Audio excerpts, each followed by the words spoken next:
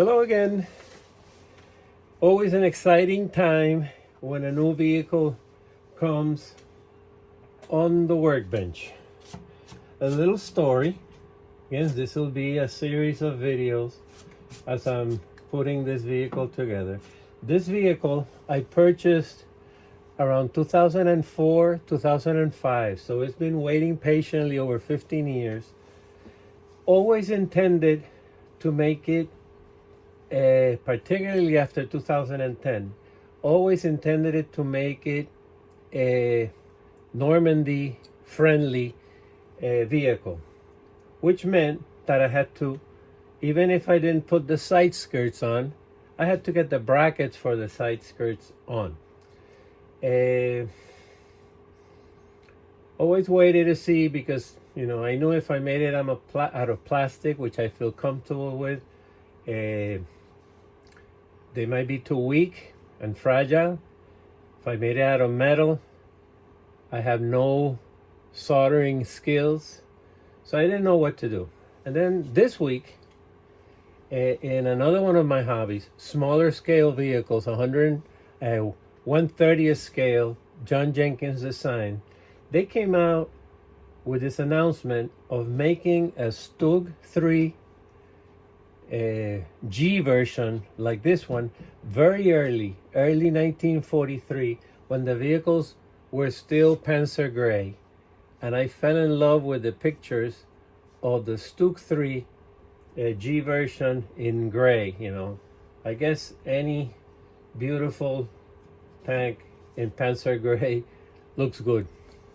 So immediately I said, forget about Normandy. I got enough Normandy friendly vehicles already. Let's make this one an early Stug III G, about the time when the Grossdeutschland division was very active in the Kharkov counteroffensives in February, March of 1943. So that's where we're going with this one. First step, again, this is a vehicle made out of fiberglass. Mardon Callanta used to make these. I love them because they're easy to work. They're relatively light as you can get, strong. And usually the first step is, deciding what to do. And the second step is getting it done. Since this is a vehicle that has been long time waiting, I have the basic parts to complete it. If it was a brand new vehicle that I had gotten secondhand from God knows where, the parts, to get those parts now, it's almost impossible. When I bought this vehicle, Mardon would make them with the basic dark yellow. The camo was probably put on by Steve Hoger of Panzerwerk, which is where I bought this about 18 years ago. And the first step is, since I have extra parts, is what parts I'm going to use, what parts I'm not. I usually don't use any of the cleverly made Mardon Callanta parts, because I can get other parts a little bit better quality. And when you have a vehicle, as much detail as you can get on, it makes the whole vehicle look much better just by having better detailed parts. So off went the S shackles. Off went the jack, which is not that bad. It looks pretty basic. I have to see. I probably have an appropriate jack for this vehicle. If I don't, I'll just spruce up this one, paint it up, and it would be good enough. Some of the parts I'll end up using if I don't have the parts to make them improve. Engine crank on the side here, I'll have to check if that's where it went. Not much room here. These vehicles are not perfect. Maybe this area is smaller than it should be. So sometimes when you see in prototype pictures items in the fenders, maybe in this case they don't fit. I have engine crank, not sure if it would fit there, but we'll see that later on. The axe, off it goes. I'm sure I have a more detailed axe, wooden wooden handle, etc. Jack block, I know I have a more detailed jack block. I have to build it, but I know I have it, so that I won't use. Small hammer. In prototype pictures, what I've seen here is a small axe, so I may make that change.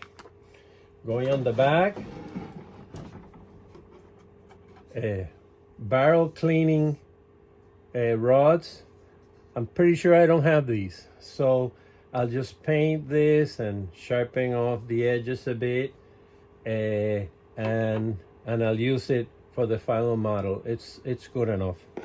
The extra roller of the tracks, this vehicle brought them here. I removed them because I've seen in prototypical pictures them being used on the back. In that John Jenkins design model I mentioned that blew my mind, they had it on the front, on the side here, all this full of extra tracks, which I'm going to do, but not sure if I'm going to put that extra wheel there. I'm probably going to go on the rear, the two extra ones I have, so that's gone too. Again, I just remove it, sand it down with a Dremel a bit. Everything's going to be painted. It's going to be painted dark gray, you know, pencil gray, so it's a pretty dramatic change. Looping around the port side of the vehicle, I have a better fire extinguisher. They angle it like this. In the actual vehicle, it's angled this way, so that'll be corrected. The rear no-tech, I have a better rear no-tech than this one. Again, these parts are not bad to be scratch built. Mardon did a great job. Wire cutters on the side here. Again, these are not bad, but I got better ones made out of metal, so it'll go there. Shovel, off it goes. Plenty of shovels still in the parts box. The binoculars, not sure if I can. They're pretty crude. Not sure if I'm gonna use those or replace them with some Dragon binoculars. I have 1/6 scale icon engine grill covers, which will make this area look a lot better. Again, every little area that you can make it look a little more detailed makes the whole vehicle look detailed. There'll be some antennas here. The bases are there, the antennas are not. And finally on the front no-tech, I already removed the stem. Plenty of front no-techs. I'll be able to replace that one here in the middle. Still jury's out on the smoke dischargers. Not sure when they started using those. I have to check, because if they were used, I'll leave them. In that model I mentioned, 1/30th scale John Jenkins design, they don't have smoke dischargers. And that's where we're going with this. Next time around, I'm just now cleaning.